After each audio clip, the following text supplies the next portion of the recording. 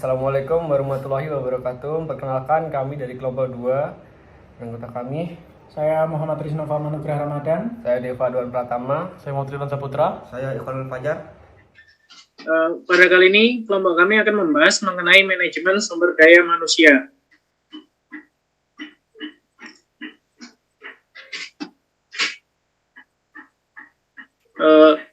Manajemen SDM ialah pengembangan sumber daya manusia yang berfungsi melakukan perencanaan sumber daya manusia, penerapan, perekrutan, pelatihan, pengembangan karir karyawan atau pegawai, serta melakukan inisiatif terhadap pengembangan organisasional sebuah organisasi atau perusahaan.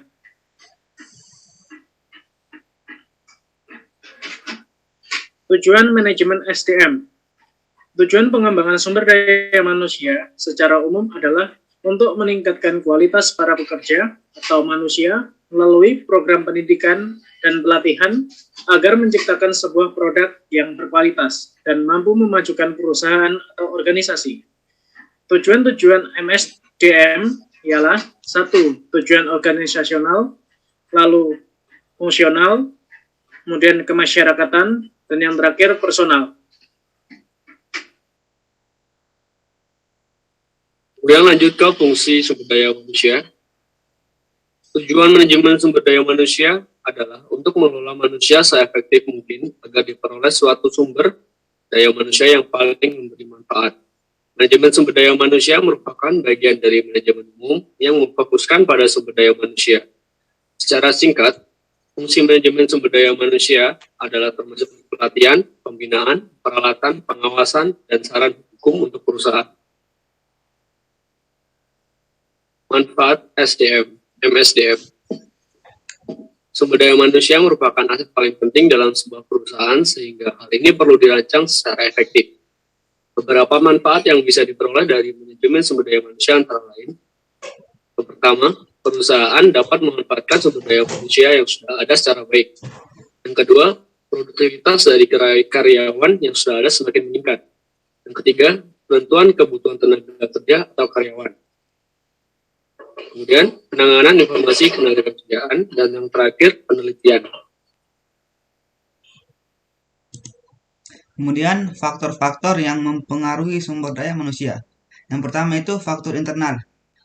Faktor internal di sini mencakup keseluruhan kehidupan organisasi yang dapat dikendalikan baik oleh pimpinan maupun organisasi yang bersangkutan. Secara terinci, faktor-faktor tersebut antara lain: 1. Misi dan tujuan organisasi. Setiap organisasi mempunyai misi dan tujuan yang ingin dicapainya. 2. Strategi pencapaian tujuan. Misi dan tujuan suatu organisasi mungkin mempunyai persamaan dengan organisasi lain, tetapi strategi untuk mencapai misi dan tujuan tersebut berbeda. 3. Jenis teknologi yang digunakan sudah tidak asing lagi bahwa setiap organisasi telah menggunakan teknologi yang bermacam-macam, dari yang paling sederhana sampai yang paling canggih. Kemudian faktor eksternal.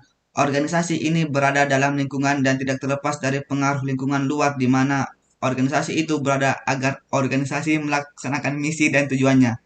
Maka ini harus diperhitungkan faktor-faktor eksternal organisasi itu. Faktor eksternal tersebut antara lain: yang pertama, kebijaksanaan pemerintah.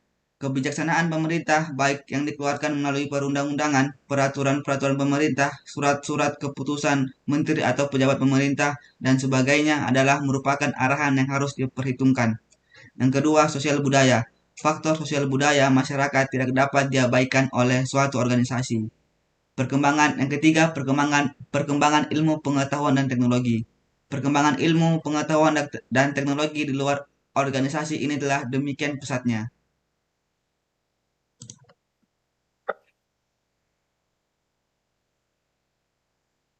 Kebijakan dan kegiatan manajemen sumber daya manusia. Pendekatan penggunaan MSDM sebagai sebuah cara untuk melakukan rekonseptualisasi dan pengorganisasian kembali peran SDM dan penjelasan ulang tentang tugas dan fungsi departemen personalia dalam organisasi.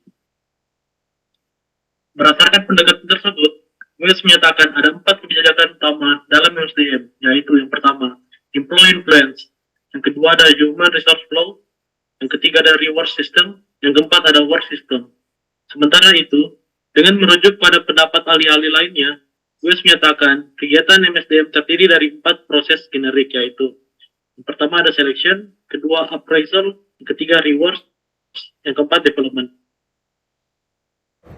Sekian penjelasan dari kelompok kami. Jika ada kesalahan kata, mohon dimaafkan. Cuci tangan sampai bersih. Cukup sekian dan terima kasih. Wassalamualaikum warahmatullahi wabarakatuh. Waalaikumsalam. Subscribe.